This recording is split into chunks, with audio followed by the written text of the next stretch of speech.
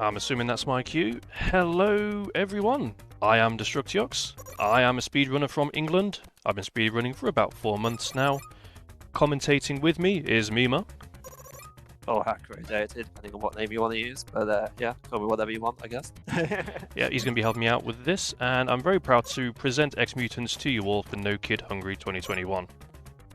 So, brief overview, because I imagine this wasn't the most popular title for everyone. Quick one about the story.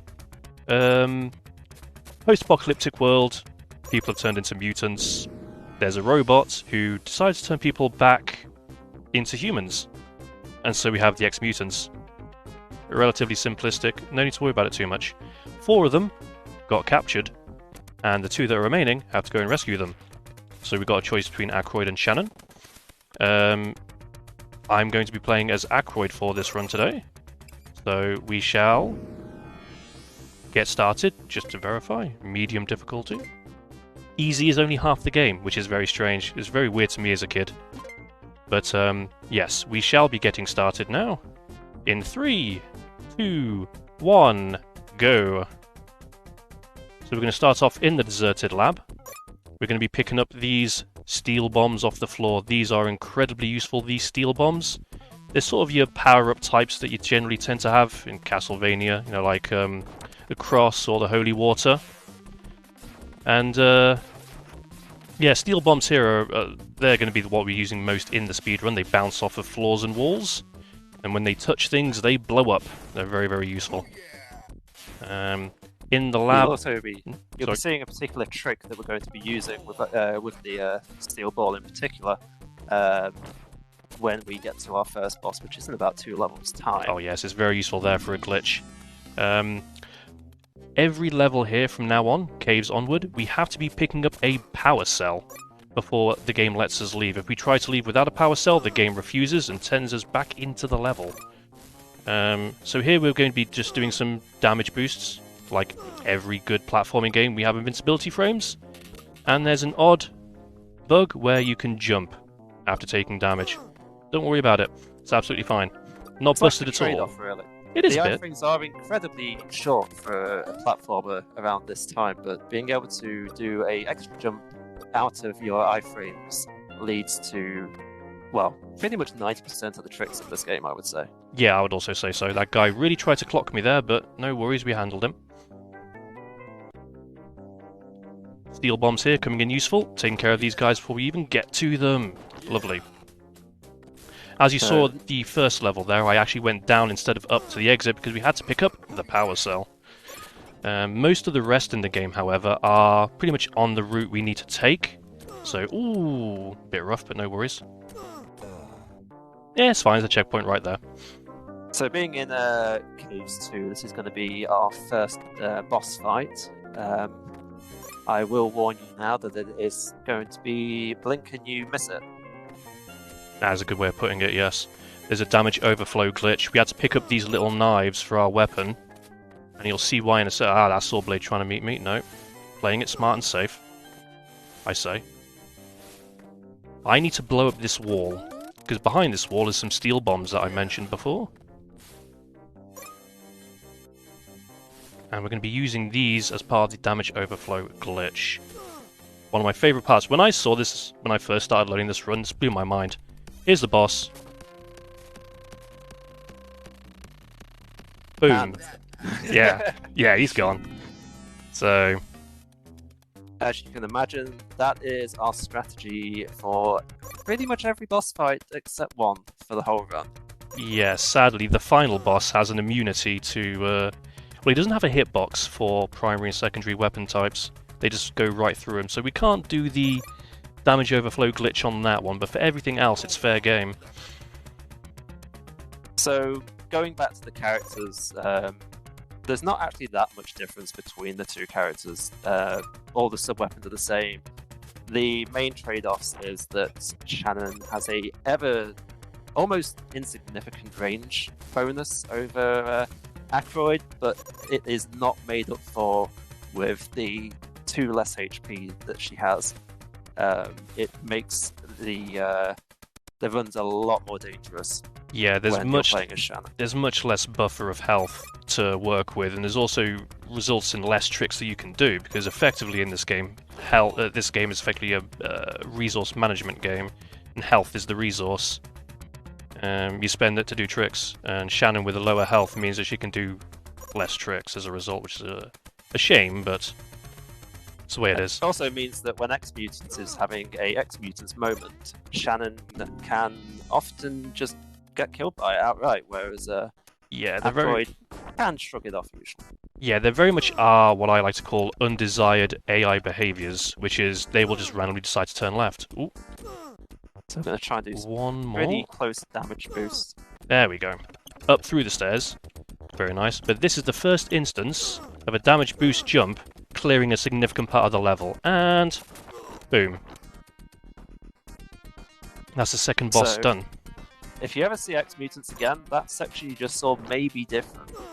Pretty much 24 hours ago, Dest here found a new trick on that mini-boss, where you can kill him without actually triggering the boss fight, and then just drop down. However, it is incredibly risky, because if you are not standing in the right place when you drop down, the game just outright crashes. Yeah, it doesn't even crash, it just goes straight back to Sega logo. No pause, no break, nothing. Just straight to the Sega menu. This bat is not behaving. But yeah, so that's something I need to work out. But what I also did there was I fell into a pit after killing the boss there, because a lot of these bosses, this one thankfully is an exception, they have very long death animations. They like to be quite dramatic. And by falling into the pit, it's actually quicker to fade to black and back into the level than it is to actually sit through the animation. So there's another instance of this coming up shortly if I can get my health balance right. I want this to... Yep, there we go. Ah! There's a very small frame of standing, being able to stand there, yeah. I just was a little bit off.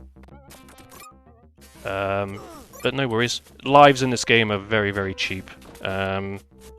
You have far more continues than you know what to do within this game, so losing lives is really inconsequential. That's what's meant to happen. Fair and simple. We're coming up to our next boss, aptly named Elmoth. Indeed. There's a little maggot on the floor that threw me up a bit there and disrupted my insta-kill, but not a problem, we got it the second time round. So, for example, in the perfect run, if the jump hadn't gone wrong earlier, we could do we could die to the maggot after the boss is dead to just skip a... Yeah, another death animation skip there. Short death animation. Yeah. So, this is our second and happily the last of the auto-scroller levels, which is pretty much just some rocks being flung at us, but we are going to try a trick right at the end of the level to save, what would you say, probably about 1 second, is it? It's about 0.8 to 1 second, depending on how well you time the jump, yeah. Every time I see it done, I find it incredibly stressful. Yes. I honestly expect to actually have a death message, but no, it somehow goes through. Yeah, no, effectively there's a damage boost jump off the final. There's some enemies here that are jumping on the log to try and throw you off, but the final one, we're just going to let him do his thing, and then we're going to use him as a stepping off stone for a damage boost jump to get to the end of the level as fast as possible. Not a lot more going on here, really. Yeah, so we're coming up to the sewer levels now, which I believe is your, I guess you could say, your little claim to fame regarding speedruns. True. Yes, there's a skip here that the previous world record holder and the tool assisted speedrun neither actually had this shortcut in their run. That might have been a little early. No, we're fine. So my heart stopped when I thought that for a second, but yeah. Yeah, basically, if you touch the right side of the screen there, you clear the level. If you touch the bottom first, then... Yeah, you gotta do the whole thing again. It's a whole minute 40-ish auto-scroller. So we've just brought that bat over from the right side of the screen and used it to damage boost up onto this ledge. Now we're going to do a damage boost off of this slime, which is just basically cut out most of the level. So what is actually a fairly chunky level has now been taken down to, what was it, about 30 seconds, I would say? Yeah, my fastest time on this, my best segment is 26 seconds. Whereas before, I think it was about 1:30. Yeah, it's quite a significant change. Huge time save. Yeah. So this is Sewers 2, which, in my opinion, this is the most horrible level of the game. It's got some quite awkward platforming. These fish like to ruin your day. We have probably the worst boss fight in the game, just because of how specific the kill is when we're going on a speedrun pace. Oh, well, let's be honest, even on a normal run, this boss is an absolute nightmare to deal with. So we're going through the platforms quite easily at the moment. We're geared up, ready for the insta-kill on the boss. Basically, if we're going for the normal clear, we are going for, how do you want to describe it? Quite a YOLO strategy, I would say. We are going to dive at the boss as it enters the arena and hoping that the insta-kill gets him before we fall to our doom. Yeah, there's a chance to damage boost jump back off the body. But we haven't got to think about it. Oh, that's a genuine relief for me right there. Oh, that's a good kill. Oof. Yeah, you can damage boost back onto safe ground and try again. But if you fall in the water, it's basically plus 2 minutes. That's the worst boss fight to lose a death to there. That boss fight can go incredibly horribly. Yes. Sometimes if the insta-kill doesn't go off and the worst case scenario happens where you fall down, you are basically having to do the boss normally. And I believe the boss normally is the longest boss fight in the game. I think it's 3-4 minutes, I believe you said the other day. It depends on how much of a pain he wants to be. He's very, very agile. He moves his heads around a lot. He's definitely the most RNG boss, because pretty much all the other bosses in this game are either static or have very scripted movement. But the Sewers 2 boss, he shakes around like it's a disco. I don't know. I haven't got a good analogy for that, actually. But right, catching up to where we are. Subway, it is the replacement for our auto-scroller to get us to the next location.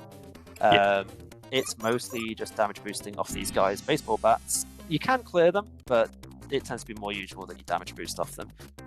We are now entering Sluggo Town already, which is the last normal level of the game. The boss is at the top of this skyscraper. Going to try and go for baby skip here. Way nice, very clean. I've not been very good at doing that recently, so I'm glad to be able to do it on a marathon for you all. It's very nice to get the baby skip. Yeah. This gives me an extra nice little buffer for the top half of the level. We've got to go down here now. We're going to shoulder bump off this guy, because if those wall sections hit you, they do 4 damage. Got to attack this guy slowly. If you attack that guy too quickly, the axes can bleed through and hit that fellow there we just jumped over. And he's Bruce Banner. You will not like him when he's angry. He's just chilling there. He's just minding his own business. But if just one projectile accidentally hits him, then he... what was it? He sprouts a heart for a head and starts throwing it at you in very, very aggressive fashion. Yeah, as people do, really. Yeah. Very nice. So I believe this is the final enemy that we're dealing with. We're getting the health, the full boost, and now we are entering Sluggo, which is our final boss. Sluggo is... We mentioned it earlier in the run, that you can't use the sub-weapons, you can't use the instant kill, you have to do it legitimate. It's unfortunate because he has an incredibly high health pool. He has these Amazon drones dropping bombs on us. We have his little blue assistant chucking bombs at us. He's spitting fire at us. And some of this is based on damage triggers, and some of this is based on a timer. Every 3 times you hit the boss, he swings his tail, and he swings his tail randomly after a certain time limit as well. And we are just coming up to the kill. There we go. And And that's that it. is That time. is Ex-Mutants done. That is a very good run, actually, 13:15. I'm very proud with that time. I was hoping to get around 14 minutes or under. 13:15 is a very, very tight timing to get. That's very nice. I'm very happy with that. So yeah, that's pretty much it for this run. And we're being congratulated now by Professor Kildare. We managed to get all the power cells. We managed to take care of Sluggo. We managed to save everyone. Pretty good day, I'd say. Pretty good day. We've managed to save humanity from being mutants by killing them all. I'm not sure how it works out, but that's what just happened, so we'll take it.